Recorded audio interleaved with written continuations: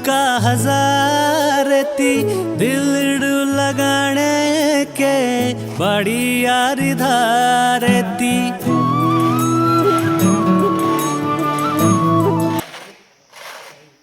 नमस्कार दोस्तों, स्वागत है आपका एक और नए वीडियो में। आप सभी को पता है 14 और 15 को बाड़ीधार का मेला है, तो अभी हम जा रहे हैं बाड़ीधार और जानते हैं इस मेले का क्या ऐतिहासिक महत्व है और आप कैसे पहुंचेंगे बाड़ीधार, क्या आपका रूट रहेगा, कहाँ आपको आना है, पूरी डिटेल आपके साथ शेयर करूंगा, तो वीडियो में बने रहिए।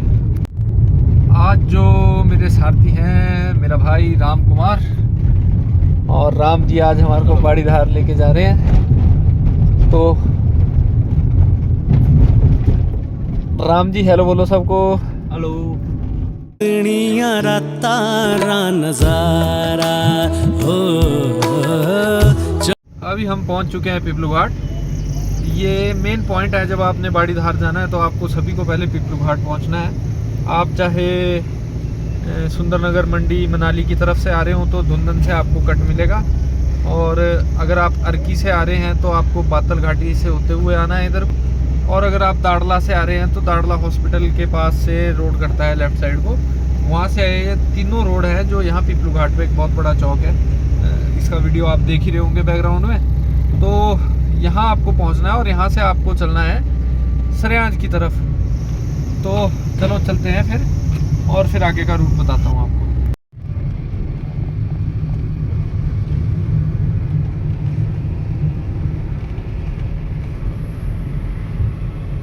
पुरानी ऐसी भी कहावतें हैं कि अंग्रेज जो शिमला है वो पहले बाड़ीधार में बसाना चाहते थे, पर जो यहाँ दैवीय शक्ति है, बाड़ा देव महाराज हैं हमारे, और उनकी वजह से कहते हैं कि यहाँ शिमला नहीं बच सका। और ऐसा भी कहा जाता है कि ये जगह है जो शिमला से 4 फुट ज़्यादा हाइट में है। तो यहाँ चाहते थे अंग्रेज बसाना। वो तो करिए, पर आपको कैसे ड्राइव करना है यहाँ पे आप बोलते हो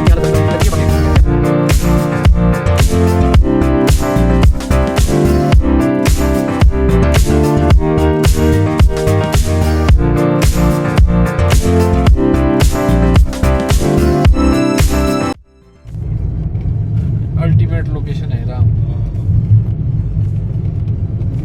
बाद में कितना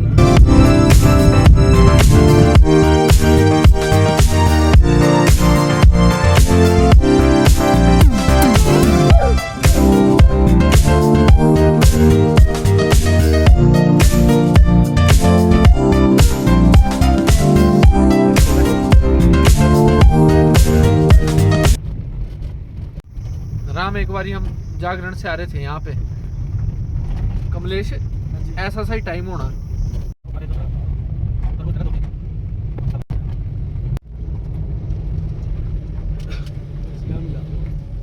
पहुँच गए बाड़ीधार और हमारे साथ आ गए हमारे मित्र कमलेश जी, जिनको आप बाड़ीधार की आवाज़ पेज है उस पर अक्सर देखते होंगे लोगों से बातचीत करते हुए। तो अभी दोनों भाई चलेंगे और अभी हम करेंगे बातचीत मंदिर का, क्या इतिहास है यहाँ और क्या क्या यहाँ डेवलपमेंट हुई है, क्योंकि मैं खुद बहुत टाइम बाद आ रहा हूँ तो काफ़ी कुछ यहाँ बदल गया है। अभी चलते हुए दिखाते हैं आपको मंदिर बाड़ा महाराज का। जय।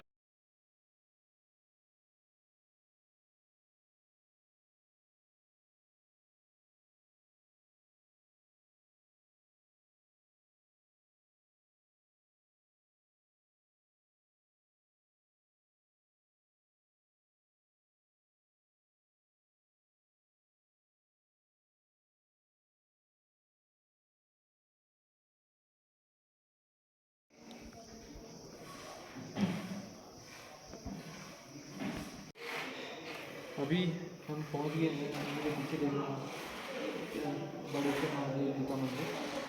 जो पुरानी कथाएं हैं उनके अनुसार जब 5 जो पांडव अज्ञातवास ख़त्म किया था उन्होंने, तो ये वो स्थान है जहाँ पर वो इकट्ठा हुए थे। और ऐसी मान्यता है कि यहाँ से उन्होंने कुरुक्षेत्र को देखा था कि वहाँ जाकर हमने अब युद्ध लड़ना है। तो जो अज्ञातवास 1 साल का पांडवों ने काटा था, यहाँ बहुत सारी जगह हैं, जैसे घटोत्कच से अगर हम रिलेट करें तो घड़ियाच नाम की एक जगह है, ऐसे बहुत सी कहानियाँ हैं यहाँ पे। तो धीरे धीरे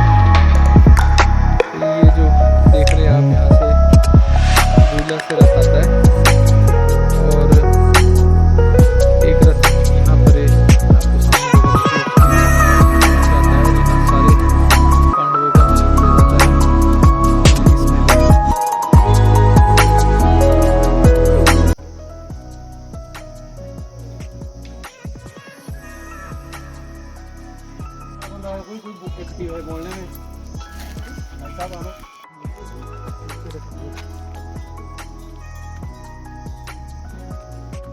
बाड़ा देव के दर्शन करने के बाद यहाँ टॉप पर एक बहुत खूबसूरत मंदिर है शिव जी का, वहाँ हम पहुँच चुके हैं और मेले की तैयारियाँ आप देख ही रहे हैं। दुकान आ गए हैं और यहाँ पर झूले भी लग गए हैं। मेला अभी बहुत दिन दूर है पर झूले वाले अभी पहुँच गए हैं, दुकानदार अभी पहुँच गए और मिठाइयाँ बनानी शुरू कर दी हैं उन्होंने। ये भोले शंकर का मंदिर है और ये माता रानी का मंदिर है।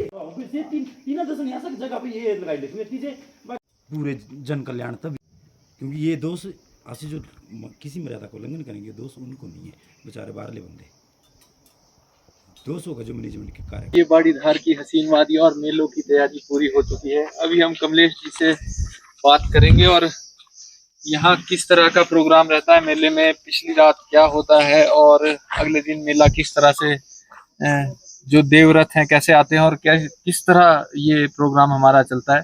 अभी हम कमलेश जी के साथ बैठकर बात करेंगे और आपको पूरी डिटेल देते हैं कि, और आप सभी से एक निवेदन है कि 14 और 15 तारीख को मेला है, तो अधिक से अधिक संख्या में आप बाड़ीधार पहुंचे, देवभूमि बाड़ीधार, और बाड़ेश्वर महादेव जी का आशीर्वाद जरूर प्राप्त करें।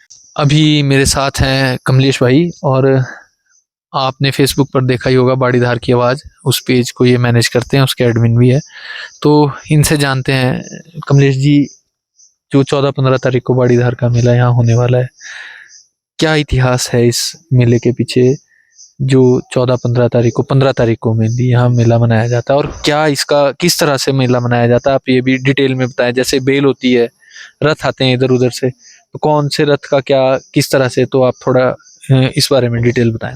जी, सबसे पहले तो गौरव भाई आपका बहुत बहुत धन्यवाद। ज़्यादा तो मुझे भी पता नहीं है, लेकिन जितना मुझे पता है मैं उतना ही बताऊंगा। सबसे पहले तो सभी दर्शकों को मैं बताना चाहूँगा कि इस बार जो बाड़ीधार का मेला है वो 14 और 15 जून को बड़ी धूमधाम से मनाया जाना है। और इसके पीछे का जो इतिहास है, ये अज्ञातवास के समय की बात है। जब पांडवों को अज्ञातवास का समय हुआ था तो 1 वर्ष का जो अज्ञातवास था वो पांडवों ने इसी बाड़ीधार के इन्हीं जंगलों में काटा था। और उसके बाद उनको यहाँ पर जो हमारे पीछे मंदिर है, यहाँ पर साक्षात शिव जी के दर्शन हुए। और उसके बाद तीनों भाइयों को जो है वो 5 भाइयों को स्थान दे दिए गए, जिसमें से जो एक स्थान भुइला है, देवतल है और सारमा है, इन तीनों जगहों से रथ आते हैं। इसके अलावा बेल हो गया और अंदरुली हो गया, वहां से पानी के लोटे के रूप में पांडव साक्षात यहाँ पर पहुंचते हैं। जी, 5 पांडव इकट्ठे होते हैं और देव मिलन के बाद ये मेला जो है वो बड़े हर्षोल्लास के साथ मनाया जाता है। जी, ये इतिहास रहा है। जैसा मुझे भी पता है कि ऐसा बताते हैं, यहाँ पीछे एक पॉइंट है और वहां से उन्होंने कुरुक्षेत्र देखा था अज्ञातवास में। हाँ, ये बात भी बिल्कुल सही आपने कही कि उस समय जब कुरुक्षेत्र का युद्ध चला था तो यहाँ से उन्होंने साक्षात, और शायद ये बताते हैं कि अभी भी वहां से कुरुक्षेत्र दिखता है, लेकिन जिस तरह से समय बदला होगा, पहाड़ियों की जो पेड़ बदले होंगे, तो उसके बाद अब एग्जैक्ट नहीं दिखाई देता होगा। लेकिन ये बात आपने बिल्कुल सही कही कि वहां से पांडवों ने कुरुक्षेत्र का जो है वो युद्ध देखा था। आप इसी क्षेत्र के रहने वाले, बुइला से रहने वाले हैं, तो स्थानीय लोगों में कैसा जोश रहता है इस मेले को लेकर? आज बिल्कुल सही आपने कहा। जिस तरह से हिंदू धर्म में दीपावली के लिए लोगों के मन में एक हर्षोल्लास रहता है, ठीक उसी तरह यहाँ के बाड़ीधार क्षेत्रवासियों के लोगों के लिए ये त्योहार दीपावली से कम नहीं होता है। एक दिन देव मिलन होता है, पूरे क्षेत्र के लोग, इवन मैं अर्की को भी इसमें इंक्लूड करूंगा, अर्की के लोग भी इस एक दिन का इंतजार 365 दिन करते हैं और इस एक दिन के लिए बड़े ही हर्षोल्लास के साथ इस त्योहार को मनाते हैं। इसके पीछे का मुख्य कारण है कि मेले से 7 दिन पहले जो बेल बजती है, जब पांडवों को आह्वान किया जाता है कि उनके मिलने का समय आ गया है, वो बेल बजनी शुरू हो जाती है, जो आजकल बज भी रही है।